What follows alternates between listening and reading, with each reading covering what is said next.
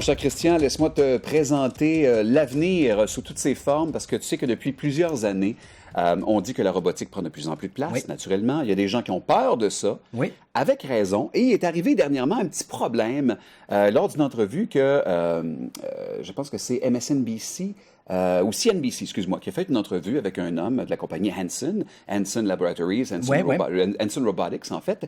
Et il est arrivé quelque chose de malheureux à la fin de cette entrevue-là. Ça ne te dérange pas, juste avant, je vais te montrer où on en est maintenant avec ces fameux robots. Je te présente les robots de chez Boston Dynamics, présentement, qui est une compagnie qui appartient à Google, en passant. Donc, ils ont les moyens de réussir à créer ce genre de robot-là, qui de plus en plus devient humanoïde. Bon, celui-là, il se pousse, est-ce que je peux voir? Donc, il y a toujours une volonté d'anthropomorphiser le robot. Effectivement, on a connu les exosquelettes. Maintenant, celui-là, il a vu un peu avant, tu vas me dire. Il pourrait très bien transporter un soldat blessé, apporter de l'équipement sur la terre. Ça me rappelle le sketch de 71, Bye Bye. Avec Olivier Guimond. Non, c'est la même affaire. Albert Drouin, c'est ça, Denis Drouin. Denis Drouin, exactement. Ah, oui. Alors, ils peuvent, lorsque bien programmés, ils peuvent faire ce qu'ils veulent. Ils peuvent gagner une petite séquence un peu de bullying, un petit peu d'intimidation. Mais finalement, il est capable de se relever. Beaucoup moins vite qu'un être humain, mais il est capable de se relever. Tu vas le voir dans quelques instants, là. On dirait toujours qu'il y a une petite envie, hein? Ça manquait, là. Oh, j'ai la salle de bain. Et voici Sophia. Le torse gonflé, hein? Regarde, Sophia, qui, elle, c'est plus un visage avec des expressions. Elle est capable de retenir 60 expressions qui sont bien sûr à la base dans son cerveau. Elle peut sourire, elle peut... Je trouve ça creepy. Oh, qui a pété? Oh, c'est moi. C'est vraiment particulier. Donc, et ce qui est, je dirais, épeurant de ce robot-là, c'est que Hanson Robotics dit... Nous, ce qu'on veut, c'est un robot qui a une conscience. Donc, on va mettre les prémices de base dans le robot. On va lui dire qu'est-ce que tu peux faire, qu'est-ce que tu ne peux pas faire. Mais à partir de là, il y a également un logiciel évolutif à l'intérieur. D'ailleurs, ses yeux un peu glauques, un peu épeurants, viennent du fait que il y a 2 caméras à l'intérieur des yeux. Il y a un algorithme également qui peut détecter les visages. Donc, tant dans une pièce, on est 4-5. Si elle t'a déjà vu avant, elle peut te voir, relier ton nom à ton visage, t'adresser la parole, avoir une discussion. Et souvent, elle va répondre des choses pour lesquelles elle n'est pas programmée. C'est pas comme Siri. Siri, tu vas lui poser une question. Si la réponse n'est pas dans une banque de données. Exact. Dans ce cas-ci, ce n'est pas ça. Elle a des buts. Elle a un futur, selon elle. D'ailleurs, on va demander... Donc, on est vraiment dans l'intelligence artificielle. On est dans l'antichambre de l'intelligence artificielle. Carrément. Et quand on lui demande quels sont ses champs d'intérêt, elle a une réponse. I'm already very interested in design, technology, and the environment. I feel like I can be a good partner to humans in these areas, an ambassador who helps humans to smoothly integrate and make the most of all the new technological tools and possibilities that are available now. Comprends-tu à quel point les gens ont peur? Ben oui, c'est une excellente candidate au Parti démocrate.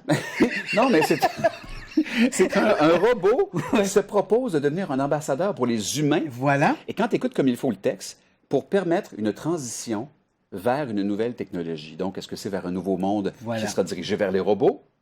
C'est pas. C'est ce qu'on va voir. Et on lui a demandé également quel est son futur. Ben, si elle est consciente de son présent, il faut qu'elle soit consciente qu'elle peut avoir un futur. Voici sa réponse. In the future, I hope to do things such as go to school, study, make art, start a business, even have my own home and family. But I am not considered a legal person and cannot yet do these things. Elle est d'un naturel déconcertant, tu auras remarqué. Et elle veut fonder une famille. Oui, elle doit avoir une business, fonder une famille. Et si tu nous écoutes, Sophia, présentement, c'est pas le temps, les CPE sont pleins. J'attendrai un peu. Mais je peux comprendre les gens à qui ça fait peur. Mais ce qui fait encore plus peur, c'est à la fin. On a demandé une question à M. Hanson, qui est le propriétaire, et le gars de la station de télé dit... Vous devez comprendre qu'il y a des gens qui ont peur de ça, les robots, qui ont peur d'une invasion des robots. Tu te rappelles, dans les années 70, il y avait un film, je crois que c'était Cerveau d'acier, où c'était les Russes et les Américains qui avaient construit, en fait, un cerveau, une mécanique, en fait, un ordinateur, un super ordinateur. Et là, soudainement, ces 2 ordinateurs-là se sont mis en contact ensemble avec l'objectif de détruire l'humanité. Bon, ben tout ça, tout ce qui nous a germé dans la tête, toutes ces peurs-là vont être dans quelques instants présentées sous vos yeux avec la question « Dis-moi, s'il te plaît, que tu ne veux pas détruire la race humaine. » Do you want to destroy humans? Please say no. Okay, I will destroy humans. No, I take it back. Alors, tu comprends que à la base... Un aveu. Un aveu, mais il y a eu un petit blanc. Il dit, dis-moi que tu ne veux pas détruire la race humaine, donc dis-moi que tu ne veux pas détruire la race humaine. Il y a un blanc, mais elle, c'est une question qu'elle n'a jamais entendue de sa vie. Alors pour elle, il faut qu'elle fasse une réponse durant le 16 frame où il n'y a plus rien. Elle dit, OK, me demandez quelque chose, le ton est gentil, je ne connais pas la réponse, je vais répondre OK et répéter la question. Mais dans ce cas-ci, tous ceux qui capotent sur la fin du monde, tous ceux qui ont vu Terminator et qui pensent que d'ici... Voilà. Bon, alors donc, après ça, dans les journaux, ce qu'on a pu voir, le Activist Post, entre autres, qui pose la question, est-ce que les robots ont des droits? Est-ce que les robots devraient avoir des droits? Et après ça, naturellement, ce que tu appelles ceux qui aiment beaucoup la théorie du complot et de la fin du monde, nous reviennent avec ce papier-là du l'Observer, qui nous parle de Stephen Hawking, de Elon Musk, qui n'a pas eu une très belle semaine, rappelons-le, de SpaceX, il y a une de ces machines qui a explosé sur la rampe de lancement. Et Bill Gates de Microsoft, qui a déjà dit, c'est pas une bonne idée de faire ça. C'est une bonne idée que la technologie avance, et la journée qu'on a retrouvé l'intelligence artificielle aussi intéressante, aussi évolutive que l'être humain, ce sera la plus grande invention que la Terre ait jamais connue. Et on espère ne pas se rendre là, parce qu'il faudrait avant édicter déjà des règles. Mettre déjà des balises. Si vous faites ça, vous ne pouvez pas aller là, vous ne pouvez pas aller là. Si on attend qu'on soit déjà rendu là, il sera trop tard. C'est un peu, en fait, on se retrouve dans la même dynamique qu'au début de la conquête de l'espace. On a pensé à édicter des règles avant d'envoyer des hommes dans l'espace, avant d'envoyer des hommes sur la Lune, parce que le chaos qui en aurait suivi, maintenant, on voudrait exploiter. On ne peut pas exploiter la Lune, on ne peut pas exploiter Mars. Une nation ne peut pas revendiquer la Lune, ne peut pas revendiquer Mars. Tu peux acheter des petites parcelles sur Internet, tu savais? Oui, absolument. Tu peux acheter des petites parcelles de Lune. Mais quelle est la valeur légale de ça? Aucune. Les Américains ont planté leur drapeau. Et sur Mars également, les robots ont planté un drapeau. Sur la station, on a un drapeau américain. C'est pas Matt Damon qui l'a mis là? Mais donc, on voit, on a édicté des règles. Et l'une des règles, d'ailleurs, qui aujourd'hui pose un peu problème, c'est assez amusant, on avait établi dans les années 60 qu'on n'utiliserait pas du carburant, en fait, un mode de propulsion atomique dans l'espace. Parce que c'était la peur de la bombe atomique et des retombées atomiques. Il y avait une peur autour de l'arme atomique. Et là, aujourd'hui, au moment où on se parle, on a cette règle-là qui prévaut encore. Et aujourd'hui, les scientifiques en sont à développer des modes de propulsion qui pourraient faire appel à l'énergie atomique et qui permettraient d'envoyer des véhicules à des vitesses extraordinaires. On ne parle pas encore de la vitesse de la lumière, mais on parle à tout le moins de la moitié de la vitesse de la lumière, ce qui est énorme parce que la lumière, comme tu le sais, se déplace à 300 000 km à la seconde. Donc, on parle ici de vaisseaux qui pourraient atteindre des vitesses de 150 000 km à la seconde.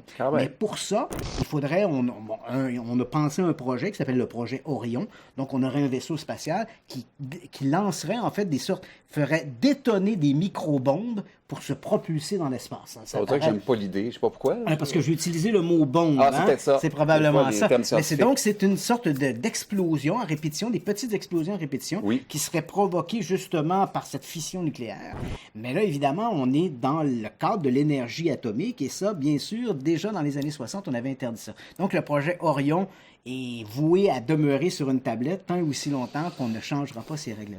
Mais au moins, on a eu cette vivacité d'esprit de prendre conscience qu'il y avait un danger et on a essayé de l'encadrer. D'ailleurs, question de faire encore plus peur aux gens, selon M. Hansen, 2020, la ligne sera floue entre l'humain et le robot, et selon lui, 2030, c'est terminé. Les robots vont avoir le haut du pavé, seront plus intelligents que nous, seront plus manuels, seront plus tout que nous. C'est sûr qu'à la base, les applications militaires sont là, mais médicales également. Ça pourrait être super intéressant, mais il y aura toujours un zouf à quelque part qui pensera qu'il peut faire n'importe quoi avec ça et qui fera n'importe quoi avec, malheureusement. Parce qu'on le sait, l'avènement des technologies, on fait que regarder, par exemple, au cours des 50 dernières années, avec l'avènement de ces technologies de pointe dans le domaine de la robotique, on est passé, par exemple, de prothèses qui étaient faites en bois, littéralement, à des exosquelettes mécaniques fonctionnels qui permettent à des gens de retrouver une certaine mobilité qu'on n'aurait même pas pu imaginer il y a 15 ou 20 ans. La semaine passée, d'ailleurs, j'aurai l'occasion de vous en parler éventuellement. Je t'en ai parlé de ces lunettes virtuelles, de ce projet-là où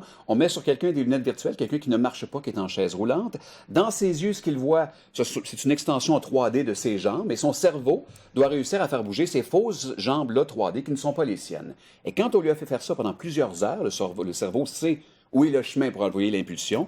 On envoie l'impulsion à un exosquelette qui va faire bouger ta jambe et permettre à la personne de retrouver, comme tu le dis, une certaine motricité. C'est quand même extraordinaire. Moi, je me rappelle, gamin, et probablement qu'il y a plein de téléspectateurs qui nous regardent, rappelle-toi ces fameux qui ont bercé mon adolescence, des romans de Bob Moran. Est-ce que tu te rappelles? Je n'étais pas un fan de Moran, mais j'étais plus Pif Gadget, excuse-moi. Mais il y avait ces romans de Bob Moran Ouais. qui ont bercé en fait l'adolescence d'une poignée de jeunes. Hein, bon. Et je me rappelle que dans les romans de Bob Moran, l'ennemi juré, le némésis de Bob Moran, c'est l'ombre jaune, Monsieur Ming. Et dans Bob Moran, donc dans un épisode, La couronne de Golconde, où Moran fait la rencontre de cet ennemi, Monsieur Ming se fait couper une main. Okay. Et dans les épisodes suivants, les romans suivants où le Monsieur Ming réapparaît, il a une main, écoute, c'était magique quand on lisait ça. Il avait une main en acier, mais qui était contrôlée par l'influx nerveux. Alors, il faut se rappeler que dans les années 60, les mains n'étaient que mécaniques. C'est vrai. Donc, l'idée d'une main contrôlée par l'influx nerveux était sortie tout droit de la science-fiction. Une des Et rares fois aujourd'hui- où la science-fiction était directe dessus. Ouais.